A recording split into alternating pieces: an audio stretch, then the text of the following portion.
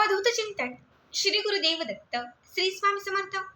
तुम्हा सर्वांचं प्लस स्वामी शक्ती या चॅनलमध्ये मनापासून स्वागत आहे। स्वामी तुम्हा सर्वांच्या सर्व चांगल्या इच्छा पूर्ण करोत एवढीच स्वामींच्या चरणी प्रार्थना करते आणि आपल्या आजच्या नवीन आणि सुंदर व्हिडिओला पुन्हा एकदा नव्याने सुरुवात करते।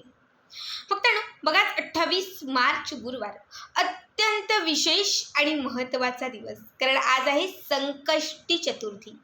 चतुर्थी तिथी ही गणपती बाप्पांसाठी समर्पित आहे। या दिवशी बाप्पांना प्रसन्न करण्यासाठी, आयुष्यातील संकटांचा नाश करण्यासाठी, घरात असलेली गरिबी हटवण्यासाठी, जे काही दारिद्र्य तुमच्या जीवनामध्ये आहे ते दारिद्र्य कुठेतरी समाप्त करण्यासाठी तुम्ही या दिवशी जे काही उपाय कराल ते सगळेच उपाय हे लाखात एक असतात। बघा, चतुर्थीचा दिवस हा आपल्या आयुष्यात सकारात्मकता आणण्यासाठी, प्रसन्नता आणण्यासाठी, सुख, समृद्धी, ऐश्वर्य यांची प्राप्ती करण्यासाठी जितका महत्त्वाचा असतो तितकाच महत्त्वाचा हा दिवस आपल्या आयुष्यातील दुःखांचा, विघ्नांचा, संकटांचा नाश करण्यासाठीही असतो।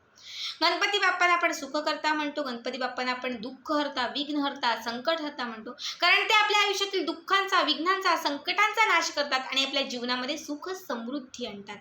बघा, गणपती बाप्पांना आपण नवसाचे दैवतही म्हणतो। खरं तर ज्याच्याही आयुष्यात बाप्पांचा वरदहस्त असतो ना, त्याच्या आयुष्यात कितीही संकटे आले तरी तो त्यातून सहज तारून जातो। आजच्या व्हिडिओमध्ये मी तुम्हाला आज असणाऱ्या चतुर्थीचा एक अत्यंत प्रभावी उपाय सांगणार आहे। बघा, आजच्या दिवशी तुम्हाला कापरासोबत या काही वस्तू जाळायच्या आहेत। या वस्तू जर तुम्ही आजच्या दिवशी तुमच्या घरात जाळल्यात किंवा या वस्तूंचा धूर जर तुम्ही तुमच्या घरामध्ये केला तर क्षणात तुमच्या घरात असलेली बाधा, इडापिडा तुमच्या घराच्या बाहेर निघून जाईल। घरातील वातावरण पूर्णपणे प्रसन्न होऊन जाईल। घरामध्ये कितीही आजारपण असेल, घरामध्ये काही बाधावास करत असेल, घरातील एखादा व्यक्ती सतत कलह करत असेल, घरात सुख शांती नसेल, असं काहीही जर तुमच्या घरामध्ये असेल तर या उपायानंतर घरामध्ये फक्त आणि फक्त सुख येईल। चहू बाजूने तुमच्या घरात लक्ष्मीची प्राप्ती होईल आणि घरामधील जे वातावरण आहे ते सदैव प्रसन्न आणि आनंदी राहील। बघा, उपाय अत्यंत महत्त्वाचा आहे, जो आपल्याला संपूर्ण महिन्याभरामध्ये फक्त एकदाच संकष्टीच्याच दिवशी करता येतो। बऱ्याच वेळा मी हा उपाय बऱ्याच वेळा सांगितलेला आहे, पण आता आपल्यासोबत नवीन फॅमिली मेंबर जोडलेले आहेत, त्याच्यामुळे त्यांना कदाचित हा उपाय माहिती नसेल। पर्सनली हा उपाय मी स्वतः करते, माझ्यासोबत असंख्य लोक हा उपाय करत असतील, कारण प्रत्येक चतुर्थीच्या व्हिडिओमध्ये मी हा उपाय आवर्जून सांगत असते। आता काय आहे, कसं जाळायचं आहे, नक्की कुठली वस्तू आहे, हे सगळं व्यवस्थित पुढे ऐकण्यासाठी फक्त आपला आजचा व्हिडिओ स्किप न करता शेवटपर्यंत बघा। आणि जे कोणी आपल्या चॅनलवरती नवीन असतील त्यांनी लगेचच आपल्या चॅनलला सबस्क्राईब करा, कारण तुम्ही आपला चॅनल सबस्क्राईब केल्यामुळे मी पुढचे जे काही व्हिडिओ बनवेन ते सर्वात आधी तुम्हा सर्वांपर्यंत पोहोचतील। बघा, आपल्याला संकष्टीच्या दिवशी सायंकाळी म्हणजे 6:30 प्रदोष समयानंतर ते रात्री 8:30 9:30च्या दरम्यान हा उपाय करायचा आहे। यासाठी काय करायचं तर सगळ्यात पहिले एक खोबऱ्याचा तुकडा घ्यायचा। आपल्या घरामध्ये जो ओला खोबरा असेल तो घेतला तरी चालेल, सुका खोबरा असतो तो घेतला तरी चालेल, दोघांपैकी कुठलाही खोबरा घ्या, फक्त खोबऱ्याचा एक तुकडा पाहिजे।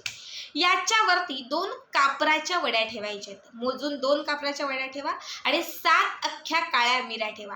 पण ह्या काळ्या मिऱ्या तुम्हाला तुमच्या स्वतःवरून 7 वेळा उतरवायच्या आहेत। घरातील एखादा व्यक्ती बाधित किंवा खूप आजारी असेल तर त्या व्यक्तीवरून देखील तुम्हाला ह्या काळ्या मिऱ्या ज्या आहेत त्या उतरवायच्या आहेत। घरातल्या सगळ्या कोपऱ्यांना तुम्हाला ह्या काळ्या मिऱ्या स्पर्श करायच्या आहेत आणि त्याच्यानंतर या खोबऱ्याच्या वाटीसोबत ह्या काळ्या मिऱ्या तुम्हाला ठेवून द्यायच्या आहेत। याच्यानंतर हा जो कापूर आहे तो कापूर तुम्हाला पेटवायचा आहे। जसा कापूर पेटायला लागेल तसं त्याच्यामध्ये घातलेल्या काळ्या मिरी ज्या त्या तडतडायला लागतील। तसं संपूर्ण घरभर याचा धूर जो आहे तो तुम्हाला फिरवायचा आहे किंवा याचा धूर तुम्हाला संपूर्ण घरभर दाखवायचा आहे। दाखवत असताना गणपती बाप्पाचं जे संकटमोचन जे स्तोत्र आहे, हे संकटमोचन स्तोत्र तुम्हाला म्हणायचं आहे।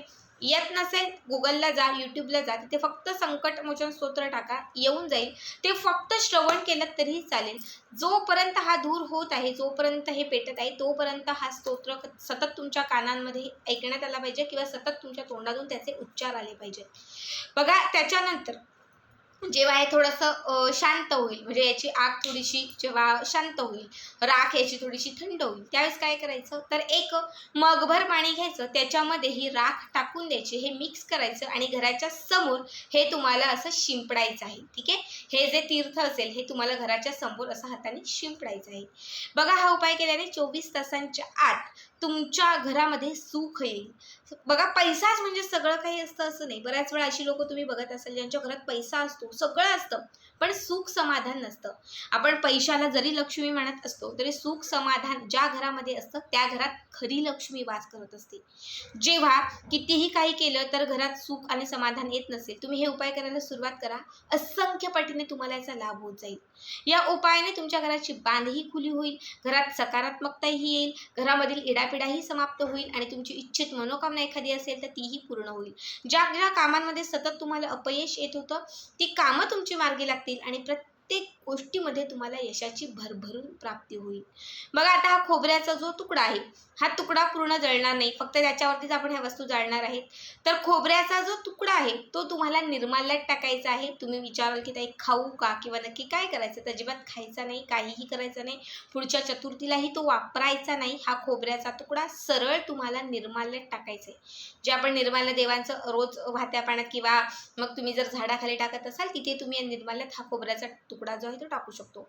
हा उपाय तुम्ही प्रत्येक चतुर्थीलाही करू शकतात किंवा फक्त एक चतुर्थीला हा उपाय करून बघा. असंख्य पटीने लाभ होईल, प्रत्येक इच्छित मनोकामना तुमची पूर्ण होईल. पुन्हा एकदा सांगते, आडलेल्या प्रत्येक कामात तुम्हाला मार्ग मिळत जाईल आणि घराची बांध खुली होईल. बाप्पांना प्रसन्न करणारा हा उपाय आहे. खरं तर जेव्हा कापरासोबत तुम्ही काळी मिरी प्रज्वलित कराल, खोबऱ्याचा जो उपाय आहे तो चतुर्थीच्या दिवशी अत्यंत महत्त्वाचा मानला जातो. बघा, तुम्ही जर बघाल तर गणपती बाप्पांच्या मंदिरामध्ये संकष्टीच्या दिवशी असंख्य पटीने गर्दी असते. बऱ्याच वेळा काहीही घेऊन गेलो नाही, काहीही नेलं नाही तरी पण आपल्याला चालतं, पण आपण न चुकता संकष्टीच्या दिवशी, मंगळवारच्या दिवशी बाप्पांच्या मंदिरात श्रीफळ म्हणजे नारळ घेऊन जातो. कारण नारळाचे जो उपाय आहे ते विशेष तिथीला, विशेष मितीला खूप महत्त्वाचे मानले जातात. जेव्हा तुम्ही नारळाच्या तुकड्यात म्हणजे खोबऱ्याच्या तुकड्यावरती जेव्हा तुम्ही कापूर जळाल आणि त्याच्यासोबत जेव्हा काळी मिरी घालाल, जेव्हा काळी मिरी तुम्ही याच्यामध्ये प्रज्वलित कराल, त्या क्षणात खरं तर तुमच्यामध्ये असलेली, तुम्हाला लागलेली कुठली नजर असेल तर ती समाप्त होईल. कुठलीही बाधा अवतीभोवती फिरत असेल तर ती नष्ट होईल. तुमच्या आजूबाजूचा जो निगेटिव्ह ओरा आहे तो पूर्ण पॉझिटिव्ह होईल. कापूर आणि त्याबरोबर जळलेल्या ह्या काळ्या मिरीच्या धुराने घरातील सगळी नकारात्मकता आणि वाईट शक्ती घराच्या बाहेर पडून जाईल. पुन्हा एकदा सांगते, अत्यंत साधा उपाय आहे, सगळ्यांनी आवर्जून करा. आजचा हा व्हिडिओ कसा वाटला कमेंट करा आणि असेच पुढचे व्हिडिओ पाहण्यासाठी चॅनलला सबस्क्राईब करा. श्री स्वामी समर्थ. जय जय स्वामी समर्थ.